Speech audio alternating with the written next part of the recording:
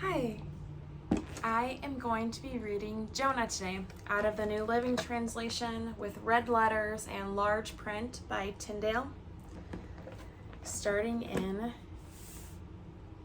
chapter 1, verse 1.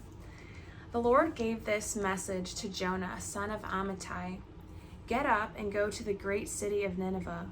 Announce my judgment against it because I have seen how wicked its people are. But Jonah got up and went in the opposite direction to get away from the Lord. He went down to the port of Joppa where he found a ship leaving for Tarshish. He bought a ticket and went on board, hoping to escape from the Lord by sailing to Tarshish. But the Lord hurled a powerful wind over the sea, causing a violent storm that threatened to break the ship apart. Fearing for their lives, the desperate sailors shouted to their gods for help and threw the cargo overboard to lighten the ship. But all this time Jonah was sound asleep down in the hold. So the captain went down after him. "How can you sleep at a time like this?"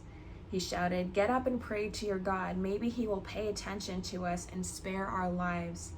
Then the crew cast lots to see which of them had offended the gods and caused this terrible storm.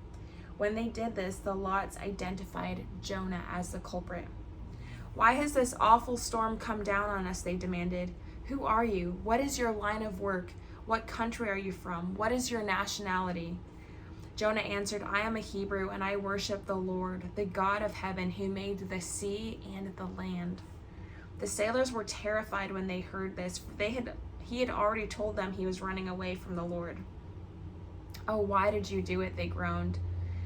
And since the storm was getting worse all the time, they asked him, "What should we do to stop this storm?" "Throw me into the sea," Jonah said, "and it will become calm again. I know that this terrible storm is all my fault." Instead, the sailors rowed even harder to get the ship to the land, but the stormy sea was too violent for them and they couldn't make it. Then they cried out to the Lord, Jonah's God. "Oh Lord," they pleaded, "don't make us die for this man's sin and don't hold us responsible for his death. Oh Lord, you have sent this storm upon him for your own good reasons." Then the sailors picked Jonah up and threw him into the raging sea, and the storm stopped at once. The sailors were awestruck by the Lord's great power, and they offered him a sacrifice and vowed to serve him. Now the Lord had arranged for a great fish to swallow Jonah, and Jonah was inside the fish for 3 days and 3 nights.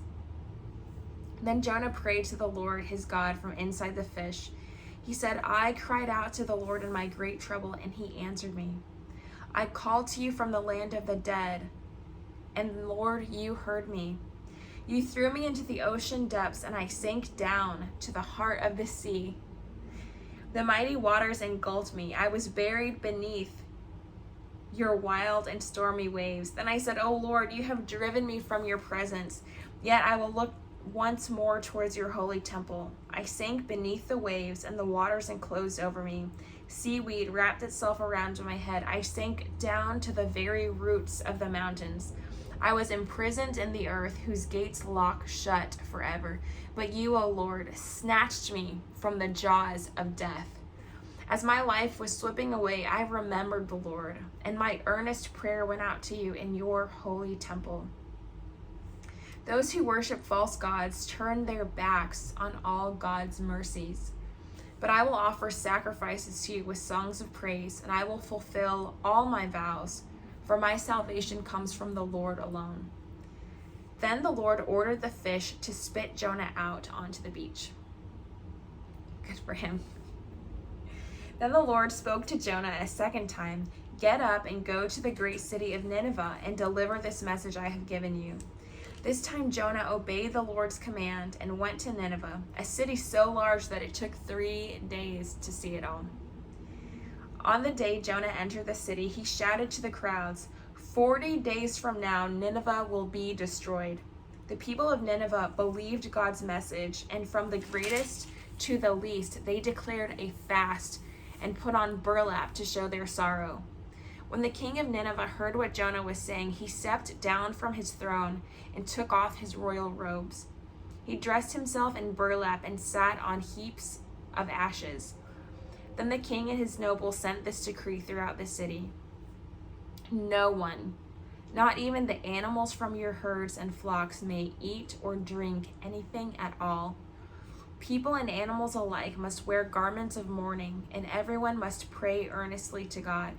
They must turn from their evil ways and stop all their violence. Who can tell? Perhaps even yet God will change his mind and hold back his fierce anger from destroying us. When God saw what they had done and how they had put a stop to their evil ways, he changed his mind and did not carry out the destruction he had threatened. This change of plans greatly upset Jonah, and he became very angry. So he complained to the Lord about it. Didn't I say before I left home that you would do this, Lord? That is why I ran away from Tarshish. I knew that you are a merciful and compassionate God, slow to get angry and filled with unfailing love. You are eager to turn back from destroying people. Just kill me now, Lord. I'd rather be dead than alive if what I predicted will not happen. The Lord replied, Is it right for you to be angry about this? Then Jonah went out to the east side of the city and made a shelter to sit under as he waited to see what would happen. And the Lord God arranged for a leafy plant to grow there, and soon it spread its broad leaves over Jonah's head, shading him from the sun. This eased his discomfort, and Jonah was very grateful for the plant. But God also arranged for a worm. The next morning at dawn, the worm ate through the stem of the plant so that it withered away.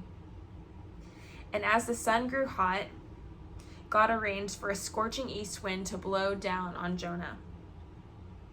On his head, the sun beat down until he grew faint and wished to die. Death is certainly better than living like this, he exclaimed. Then God said to Jonah, Is it right for you to be angry because the plant died? Yes, Jonah retorted, even angry enough to die. Then the Lord said, You feel sorry about the plant, though you did nothing to put it there. It came quickly and died quickly. But Nineveh has more than 120,000 people living in spiritual darkness, not to mention all the animals. Shouldn't I feel sorry for such a great city? That is the story of Jonah. 1, 2, 3, and 4 chapters in the New Living Translation. Thank you for reading with me.